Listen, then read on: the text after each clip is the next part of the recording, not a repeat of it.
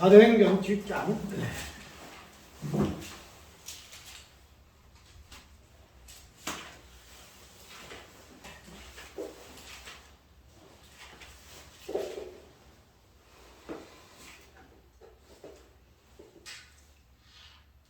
52절.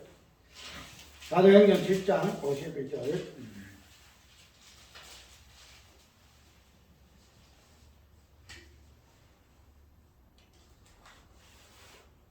너희 조상들은 선지자 중에 누구를 핍박지 아니하였느냐? 의인이 오시리라 예고한 자들을 저희가 죽였고, 이제 너희는 그 의인을 잡아준 자여 사인한 자가 되나니 너희가 천사의 전한 율법을 받고도 지키지 아니하였도다 하니라.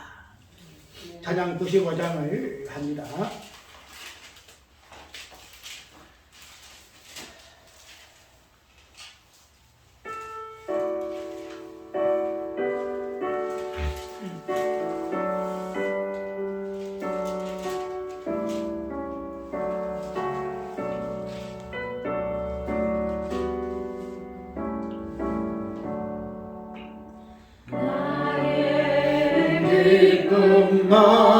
나의 성함 계시며 나의 생명이 되신 주 밤낮불 예수 산성을 들여도 늘 하신 마음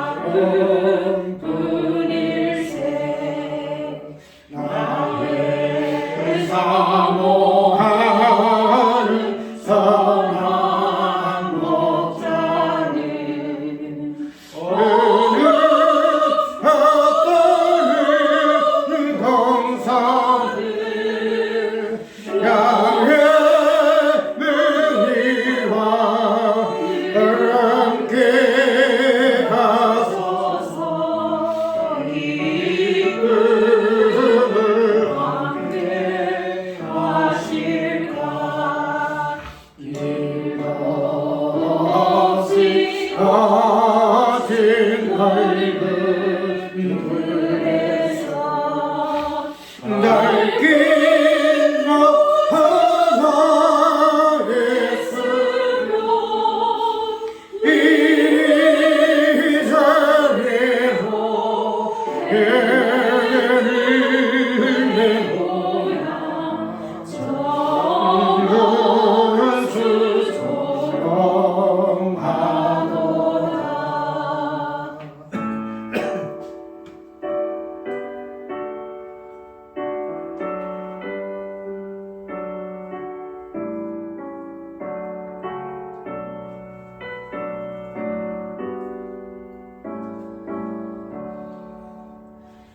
주의 자비롭고 화평한 얼굴 모든 현수들 반기로 주의 말씀에 쓰리네 말씀에 제가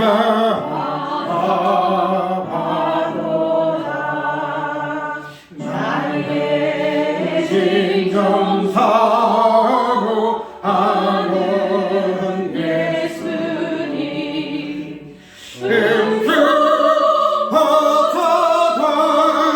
반갑고 나의 생명과 나의 성 소망은 오직 주 예수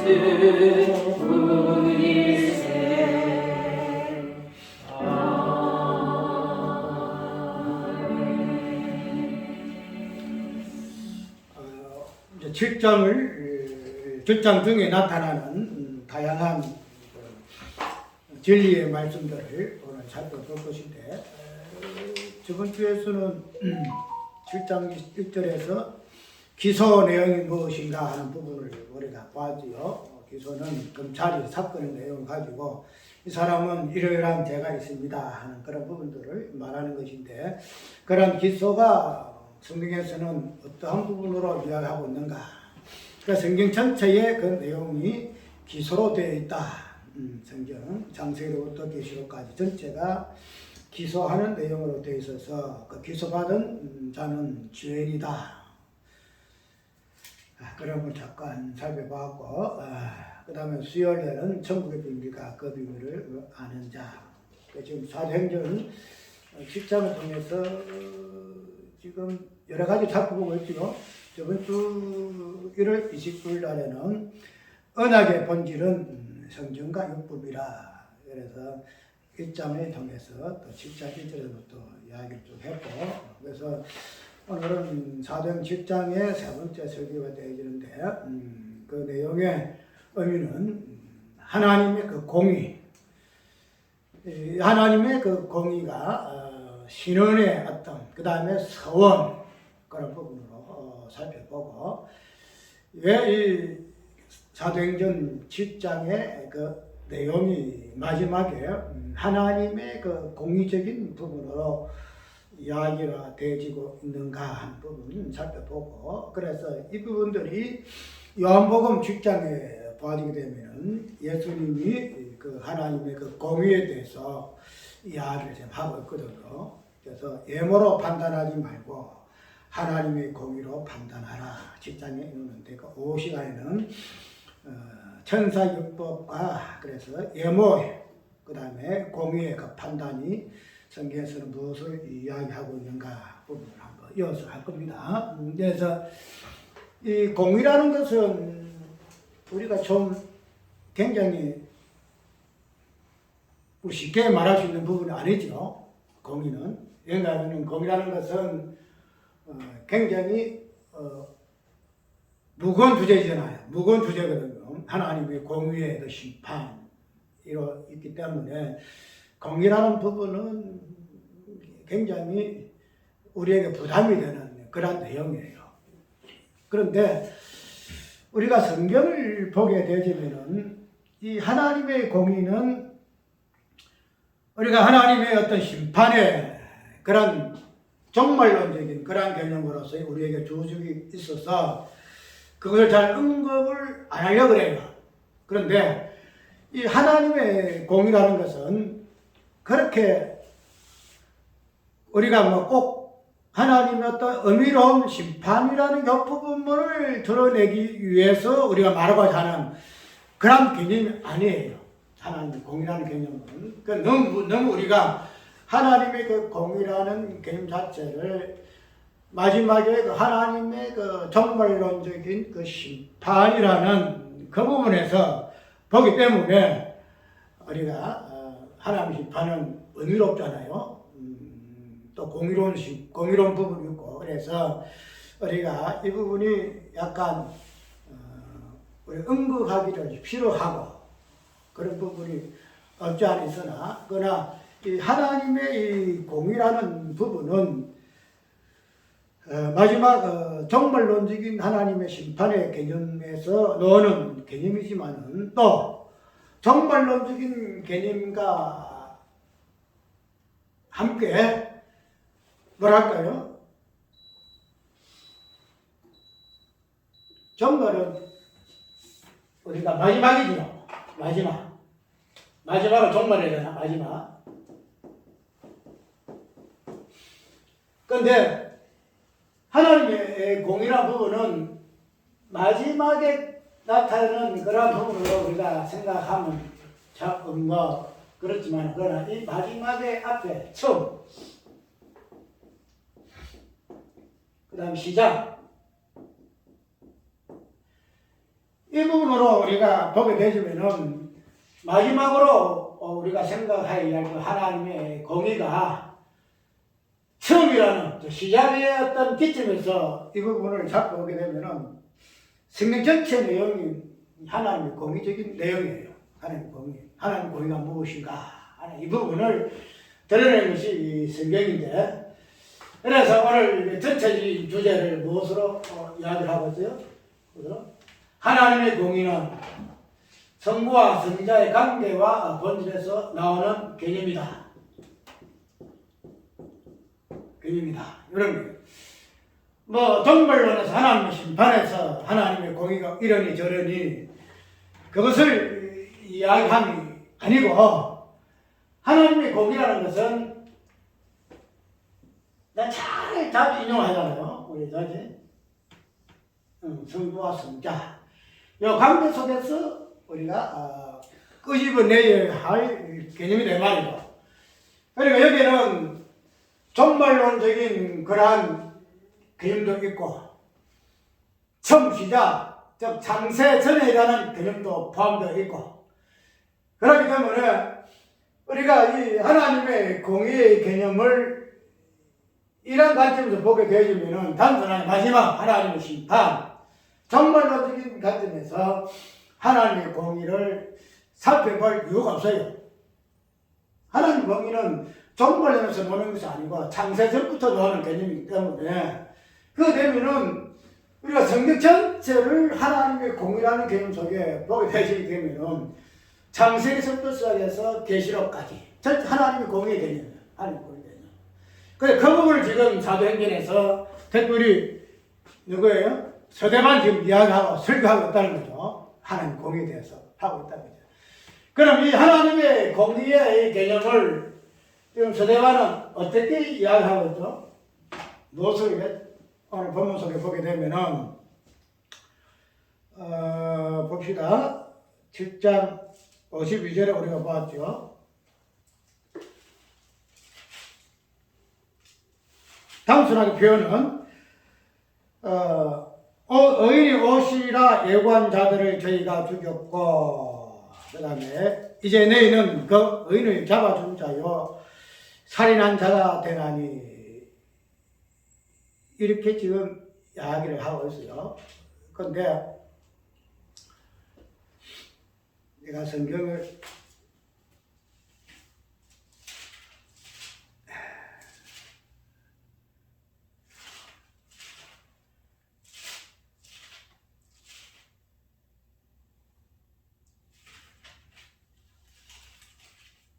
빠뜨린 부분인데, 요한복음 7장을 한번 볼까요?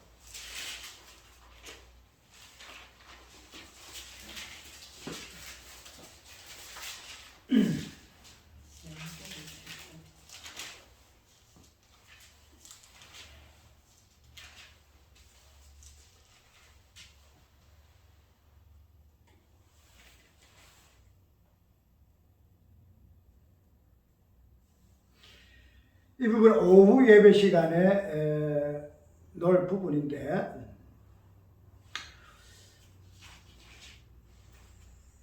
이 핵심되는 이 부분을 내가 빠뜨렸네. 핵심적인 부분이 뭐인가 하면은, 예수님께서 설교하실 때에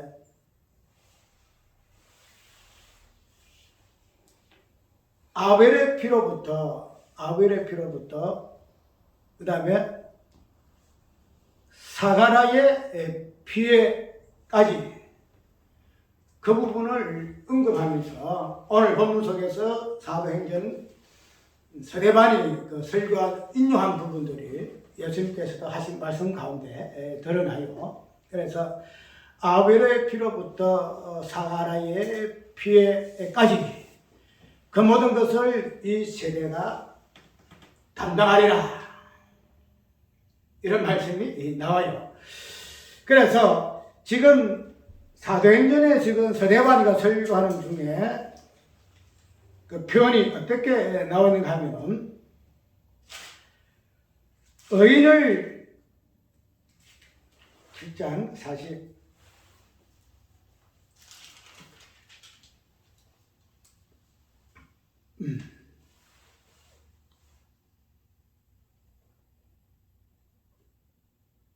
52절에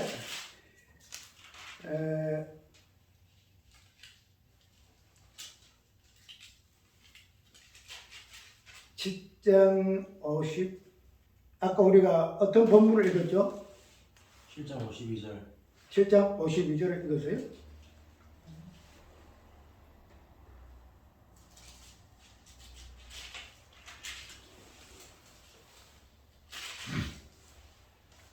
네 조상들은 선지자 중에 누구를 핍박지 아니하였느냐?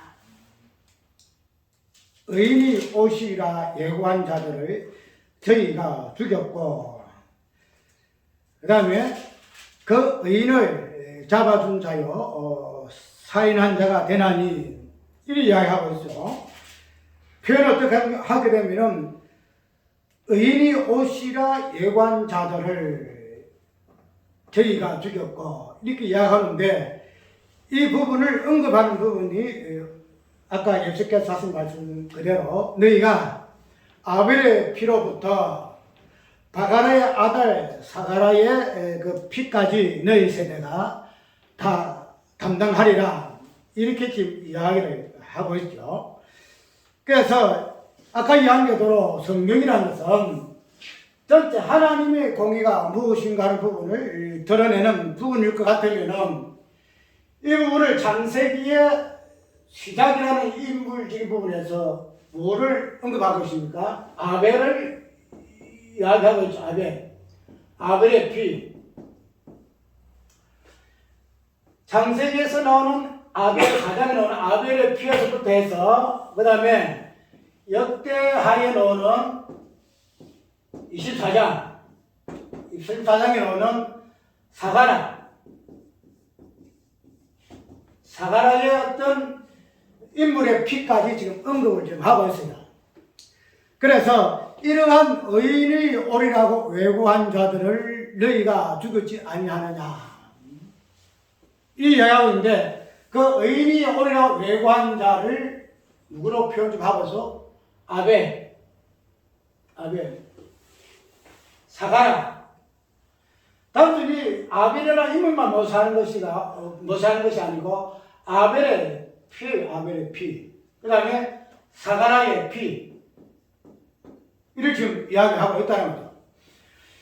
그리고 우리가 하나님의 공의를 이야기할 때에 하나님의 심판을 우리가 언급하고 있는데, 그 하나님의 공의라는 이 부분은 무엇으로부터 이야기가 되지는가 하면 피의 개념으로 이야기를 지금 하고 있어요. 하나님의 공의는 피. 그래서 제목을 피의 여정이라. 아벨의 피로부터 시작해서 어떻게 구약에 피가 흐르는가, 이 부분을 살펴보는데, 그런 여정에서 마지막에는 아까 역대하 24장에 나오는 사가라의 피로 하나님의 공의는 언급되어지고 있다. 이것을 오늘 서대반 집사가 설교하고 있는 내용이에요. 그렇기 때문에 하나님의 공의라는 이 부분은 단순하게 하나님의 심판을 이야기하고 있는데, 이 하나님의 공의의 그 심판의 의미가 되어지는, 개념이 되어지는 그 피에 대한 개념이 왜 성경에서는 아벨의 피로부터 시작해서 사가라의 피, 마지막에는 예수 그리스도 피로 언급이 되어지고 있는가 하는 부분을 한번 살펴봐야 돼요. 그래서 우리가 하나님의 공의를 이야기할 때에 빼놓을 수 없는 것이 이 피의 개념이거든요. 피의 개념. 피의 개념이 없으면 하나님의 공의는 공의가 아니에요. 그러면 우리가 아벨의 피를 한번 살펴볼까요? 창세기 4장 8절에서 보게 되면은 이 부분을 어떻게 피가 하나님의 공의 개념으로 드러나는가 한 부분을 한번 살펴볼게요. 4장에 8절에 한번 봅시다. 4장 8절. 가인이 그 아벨에게 고하니라. 그 후 그들이 들어 있을 때에 가인이 그 아벨을 쳐 죽이니라. 여호와께서 가인에게 이르시되 내 아벨이 어디 있느냐? 그가 가로되 내가 알지 못하나이다. 내가 내 아우를 지키는 자니까. 가라사대 내가 무엇을 하였느냐? 내 아우의 핏소리가 땅에서부터 내게 호소하느니라. 이렇게 이야기하고 있죠. 땅이 그 힘을 물려 내 손에서부터 내 아우의 피를 받았은저 내가 땅에서 저주를 받으리니 내가 받더라도 땅이 다시는 그 허락을 내게 주지 아니할 것이요 너는 땅에서 피하며 유리하는 자가 되리라. 우리가 아벨이가 가인에게 죽임을 당하죠. 죽임을 당할 때에 아벨이가 피를 흘려서 그 피가 어디에 스며듭니까? 땅에 스며들어요. 땅에 스며들 때에 하나님께서는 이 사건을 어떻게 이해하는가 하면은 아벨의 피가 땅에서, 저 땅이 하나님께 신원하는 것으로 이야기를 하고 있어요. 땅이 하나님 앞에 신원한다. 오늘 표현을 어떻게 합니까? 내 아우의 핏소리가 땅에서부터 내게 호소하느니라. 이렇게 지금 이야기하고 있어요. 지금 말하면 신원이에요. 하나님, 내 피값을, 내 피를 어떻게 아니 갚아줍니까? 내 피값을 갚아주시옵소서. 지금 미리 이야기하고 있다는 거죠. 쉽게 말해서 하나님의 공의는 피값을 실현해주는 것이 하나님의 공의예요. 피값을 실현해준다. 피값이 내가 너무 억울합니다. 내가 이리 해서 못 살겠습니다. 이 피값을 내 죽음을 어떻게 그냥 막 이렇게 아무 관심 없이 놔두십니까? 이 부분에 대해서 하나님 응답하시는 것이 하나님의 공의라 이렇게 지금 이야기를 좀 하고 했죠. 그렇게 되면 우리가 아벨의 피라는 것은 단순히 가인이 아벨을 시기해서 자신의 예배는 받지 아니하고 동생 아벨의 제사는 받으니까 그냥 시기가 나서 죽였다 이렇게 이야기하잖아요. 그런데 가인이가 아벨을 죽인 그 이유, 그 다음에 아벨이가 그로 인해서 피를 흘린 그 이유, 그 자체는 뭐예요? 하나님의 공의가 무엇인가 하는 부분을 드러내는 것에 목적이 있다. 하나님의 공의가 무엇인가? 그렇기 때문에 우리가 단순하게 아벨의 어떤 사건을 그냥 하나님이 아벨의 재산을 받으시고 가인의 재산을 받지 아니했다. 그런 관점에서 가인의 죄와 아벨의 순교를 위해서는 안 돼요. 아벨의 피가 아벨의 제사가 하나님께 무엇을 위한 예배인가? 무엇을 위한 예배인가? 하나님의 공의에 대해서 신원하는 그런 의미에서의 아벨의 제사가 있다는 것. 그러니까 우리는 제사라는 것은 하나님의 공의를 부르짖는 것이 제사예요. 예배예요. 하나님의 공의. 그렇기 때문에 우리는 아벨의 어떤 예배, 아벨의 제사는 이러해서 아벨의 제사를 받으시고 가인은 이러해서 하나님이 그 제사를 받지 아니하시고 보통 평상시 그리 이해를 하잖아요. 그런데 성경에서 말하고 있는 아벨의 제사와 가인의 제사는 하나님의 공의에 대한 어떻게 이해를 했는가? 하나님의 공의는 무엇인가? 이 부분을 드러내느냐, 드러내지 아니하느냐에 따라서 하나님은 제사를 받으시고 예배를 받으시고 예배를 받지 아니하시는 곳으로 나뉘어진다. 그래서 일단 아벨의 피는 하나님 앞에 신원하는 것으로 이렇게 부러지는 것으로 이야기를 좀 하고 있죠. 이 부분 다음에 하게 되면 더 깊이 있게 고민을 다룰 것인데 그래서 이런 성경의 첫 사람의 죽음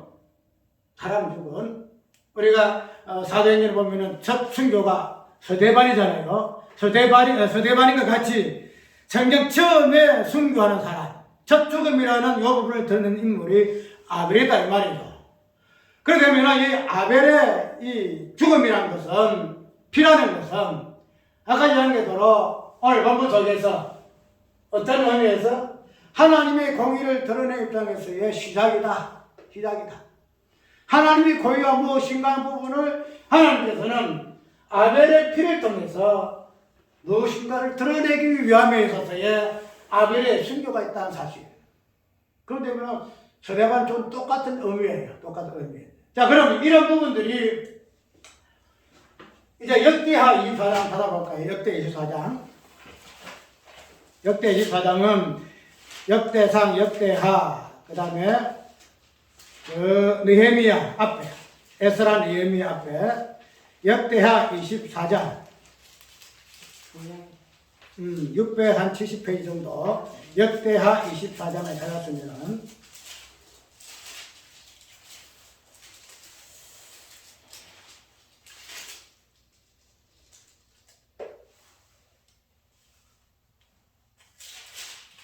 자, 읽습니다.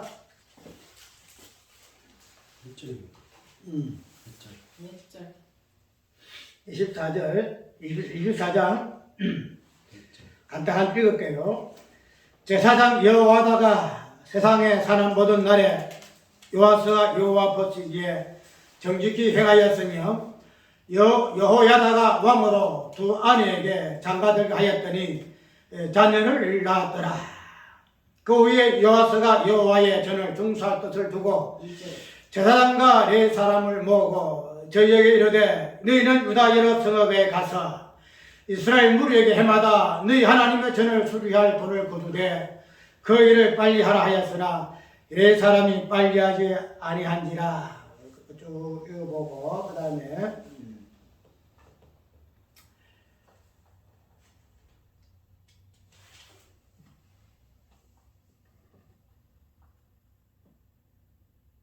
15절 한번 읽어볼까요? 여호야다가 나이 많고 늙어서 죽으니 죽을 때에 130세라. 무리가 다해성 열왕의 모실 중에 장사였으니 이는 그가 이스라엘과 하나님과 거절에 귀하여 선을 행하였음이더라. 여호야다가 죽은 후에 유다 방백들이 와서 왕에게 절하매 왕이 그의 말을 듣고 그 열조 하나님 여호와의 절을 버리고 아세라 목상과 우상을 섬긴 고로 이 죄로 인하여 진노가 유다와 예루살렘에 임하니라. 그러나 여호와께서 선지자를 저에게 보내사 다시 자기에게로 돌아오게 하려 하심에 선지자들이 저에게 경계하나 듣지 아니하니라. 20절 이에 하나님의 신이 제사장 여호야다의 아들 스가랴를 감동시키심에 제가 백성 앞에 높이 서서 저희에게 이르되 여호와께서 말씀하시기를 너희가 어찌하여 여호와의 명령을 거역하여 스스로 형통치 못하게 하느뇨 하셨나니 너희가 여호와를 버린 고로 여호와께서 너희를 버렸었느니라 하나 우리가 함께 꾀하고 왕의 명을 쫓아 여호와의 전뜰 안에서 돌로 쳐 죽였더라.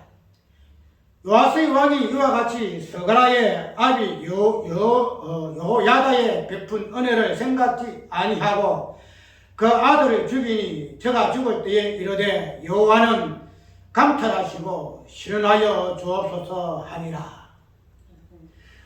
우리가 이 본문을 보게 되면은 아벨의 어떤 그 내용과 비슷하죠. 아벨이가 죽을 때에 땅에서 아벨의 피가 하나님께 어떻게 합니까? 부러졌어요.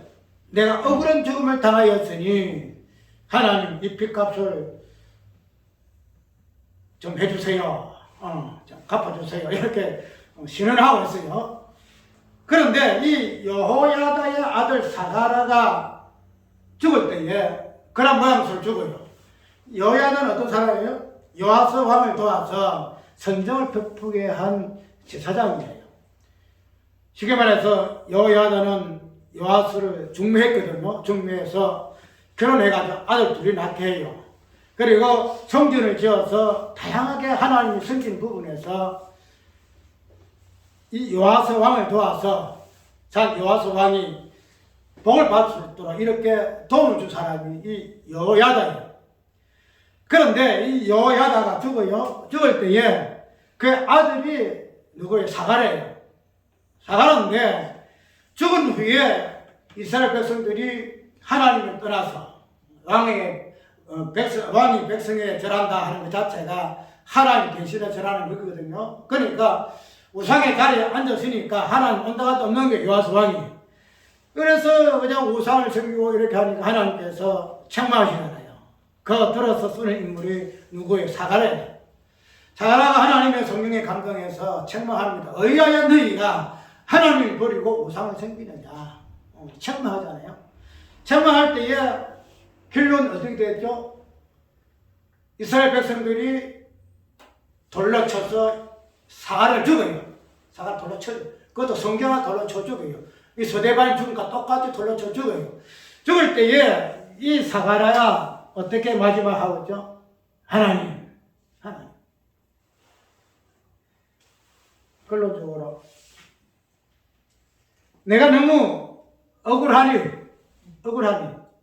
않아요. 자기 아버지가 왕을 도와서 얼마나 전쟁을 베푸기도 하고 큰 은혜를 베풀었는데 이 은혜를 베풀었는데 그 은혜를 모르고 뭐 한다는 거야? 은혜를 뭐로 갚아요? 원수로 갚는 거야. 원수로. 아비가 잘해서 자기를 도와서 박박했으면은 어떻게 해야 되죠? 그 아들도 선대해야 되잖아. 도와줘야 될 거 아니에요? 쉽게 말해서 이놈이 나쁜 놈입니다. 죽여야 합니다. 돌로 쳐 죽여야 합니다. 할 때 이 여호와스 왕이 안 된다. 절대 안 된다. 지켜줘야 되잖아요. 그런데 여호와스 왕이 그러면서 온데간도 없고 그래 돌로 쳐 죽이라. 동일하게 돌로 쳐 죽이라는 거야. 그러니까 은혜되지 아니하고 배신으로 돌아온다니. 그래서 이 사가랴가 어떻게 해요? 하나님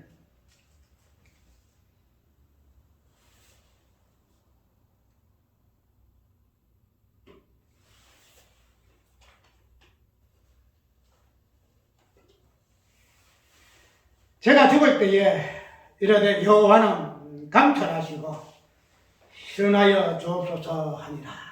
이렇게 결론을 지어요. 동일하게 아벨과 스가랴의 피는 하나님 앞에 신원하는 것으로 마무리 좀 하고 있죠. 마무리. 피에 대해서 이 피를 어떻게 그냥 놔둬서는 안 됩니다. 하나님 해결해 주세요. 이렇게 이야기를 하고 있잖아요. 그렇게 되게 되면은 우리가 이 하나님의 공이라는 것은 피값에 대한 응답이에요. 피값에 대한 응답.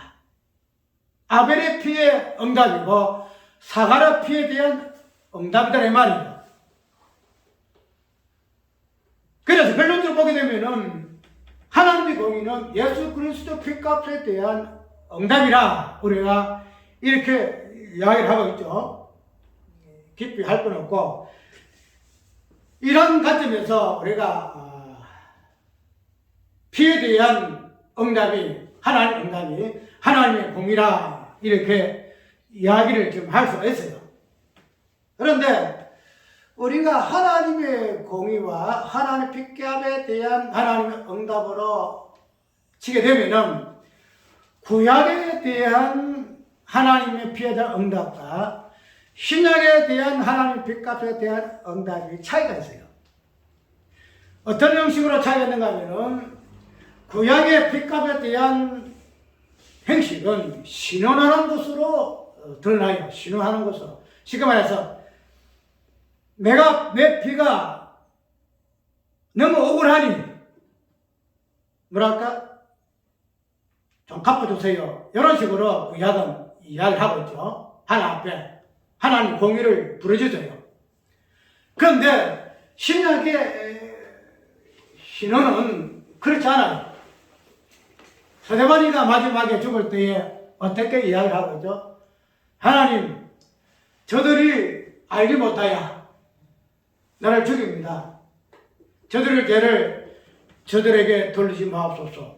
스데반이 이야기하고 있죠. 지금 신원을 안 해요. 내가 억울합니다. 내가 이렇게 죽어도 안 됩니다. 내가 뭐 잘못이 있다고요. 이렇게 해서 신원의 형태를 띠지 않아요. 이 모습이 예수님 모습 보이잖아요. 저희 죄를 사하여 주옵소서. 저놈들이 내 죄 없는 나를 죽입니다. 내가 억울합니다. 좀 갚아줘서. 이런 식에 대한 신원이 아니에요. 저희 죄를 용서하여 주옵소서. 이런 식으로 이야기하고 있다는 거죠. 그러다 보면은 우리가 하나님의 공의라는 부분을 하나님의 우리의 어떤 피값에 대한 응답이라 이렇게 될 것 같으면은 그런 부분들이 구약의 관점에서 구약은 구약이니까 율법이니까 그런 부분들이 당연히 그런 신원의 행위로 신원의 어떤 의미로서 이렇게 보여준다 이렇게 이야기를 할 수 있죠. 왜? 구약에서는 눈에는 눈, 이에는 이, 이렇게 이야기하죠. 눈을 뽑았으면 눈을 뽑아라. 손이 잘못했으면 손을 잘라라. 이렇게 이야기하잖아요. 그런데 신약에서는 그게 아니잖아요. 그건 아니기 때문에 신원의 행태가 다르다 이렇게 이해를 할 수도 있어요. 그런데 우리가 구약과 어떤 복음이라는 이 관점을 떠나서 하나님의 어떤 공의의 본질적인 관점을 보게 되게 되면은 단순하게 구약의 관점에서의 신원이라든지, 그 다음에 신약에서의 어떤 서원이라든지 이런 부분으로 우리가 구분을 해서 하나님의 공의는 구약에서 이렇게 나타났고 신약에서는 하나님의 공의는 이렇게 나타났고 이렇게 해석할 이유가 없다는 거죠. 분명히 하나님의 공의는 피해에 대한 응답이에요. 피해에 대한 응답.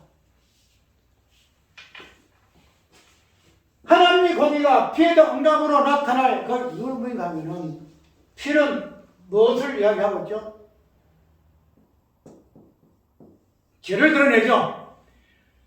아벨의 피가 누구의 죄를 드러내요? 가인의 죄를 드러내요. 가인의 죄. 그 다음에 사가라의 피가 누구를 죄를 드러내요? 유대인들 죄를 드러내요. 예수님의 피, 스데반의 피 무엇을 드러내요? 유대인들의 죄를 드러내잖아요. 그래서 피는 근본적으로 죄를 드러내는 수단이에요. 죄를 드러내는 수단. 그래, 죄에 대한 응답. 죄가 드러나야마야 뭐가 나와요? 그 죄에 대한 공의가 드러날 수밖에 없다는 거예요. 그래서 하나님 공의는 피라는 죄값으로 인해서 하나님은 하나님의 공의는 드러날 수밖에 없다. 우리가 이렇게 이해를 하면 된다. 그래서 성경 전체가 뭐래요? 죄를 드러내고 의를 드러내고. 그래서 죄를 드러낼 때마야 그 죄에 대한 하나님의 공의가 나올 수밖에 없다는, 응답될 수밖에 없다는 거예요. 그런 것들에서 하나님의 공의를 써야 하나님의 공의 구약에서는 이런 신원으로, 그 다음에 신약에서는 무엇으로? 신약에서는 소원으로. 저번에 야곱의 소원을 이야기했죠. 야곱의 소원. 단순하게 야곱이가 이렇게 하겠습니다. 맞았다. 나의 하나님이 될 것이고 28장에 그 다음에 이 돌을 가지고 하나님의 전을 만들 것이고 내가 12일을 드리겠습니다. 이 이야기를 하고 있죠. 이 소원이에요. 그런데 이 소원이란 야곱의 소원 자체에서는 무엇을 볼 수 없죠. 이것도 신원이라고 하시는데 야곱 입장에서 보면은 하나님 내가 지금 도망하고 있습니다. 내가 지금 도망 중에 있습니다. 내가 지금 아비의 뜰을 떠나서 내가 지금 바다나무로 가는 이유가 뭡니까? 내 형 해서가 나를 죽이려고 하는데 솔직히 야곱 입장에서는 형이 미워요 안 미워요? 밉죠. 자기 형 때문에 어쨌든 자기가 뭐 속여가지고 복을 받았지만은 그러나 자기를 죽이려고 하는 원수가 누구예요? 에서. 만약 나 같으면은 하나님 내 형 에서가 나를 죽이려고 하는데 저 에서를 말이지 조금 좀 없애주세요. 그래 내가 장자가 되어서 아버지의 복을 받을 것 독차지 할 것인데 근데 야곱의 소원은 이게 안 나타나요. 자기 형 에서를 죽이고 살리고 못되게 하고 망하게 하고 이렇게 이야기하고 있잖아요. 이런 오롯이 어떻게 하나님 나의 하나님 될 것이고 뭐예요? 내가 하나님의 전을 지을 것이고 12회를 바치겠습니다. 신원에 대한 개념이 하나도 없어요. 오히려 소원의 개념. 내가 하나님 앞에 이렇게 하겠습니다. 이렇게 하고 있어요. 그래서 우리는 이런 하나님의 신은 구약에서 나타나는 하나님의 신원과 또 신약에서 나타나는 이 신원의 그 개념 자체가 이렇게 다를 수밖에 없는 부분은 구약이니까 복음이니까 이런 관점도 찾아보지 말고 무엇을 찾아봐야 된다? 예를 들어 하나님의 공의는 성부와 성자의 관계성에서 찾아야 할 개념이기 때문에 뭐예요? 어떤 누구에게 내 억울함을 풀어주어서 가부가 재판장에 와서 내 억울함을 갚아주어서 실현해 주옵소서 그냥 불어주는 그런 불어주심이 아니다 말이죠. 이 땅에서 나타난 장생 후에 하나님의 공의는 이렇게 나타날 수밖에 없어요. 구약에 있는 건 신원의 개념으로 핏값에 대한 그런 개념으로 나타날 수밖에 없으나 그러나 창세 전에 하나님의 공의의 개념은 그런 개념이 아니에요. 어떤 개념이에요? 자, 성부와 성자의 이 관계를 통해서 공의를 살필 것 같으면은 이제 다 제게 놓고 성경이 전체적으로 다 이렇게 놓고 이 관계 속에 하나님의 공의를 한번 생각을 해봐요. 자, 성자의 입장에서 하나님 앞에 자기 자신을 신원해요. 무엇을 성자는 성부 하나님 땅에서의 피해 개념이죠.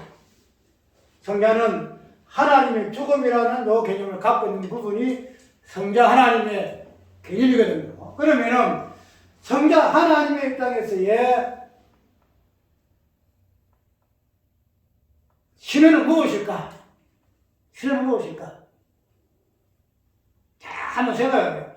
성자 하나님의 신은 성자 하나님의 부르짖음, 소망, 뭘까요?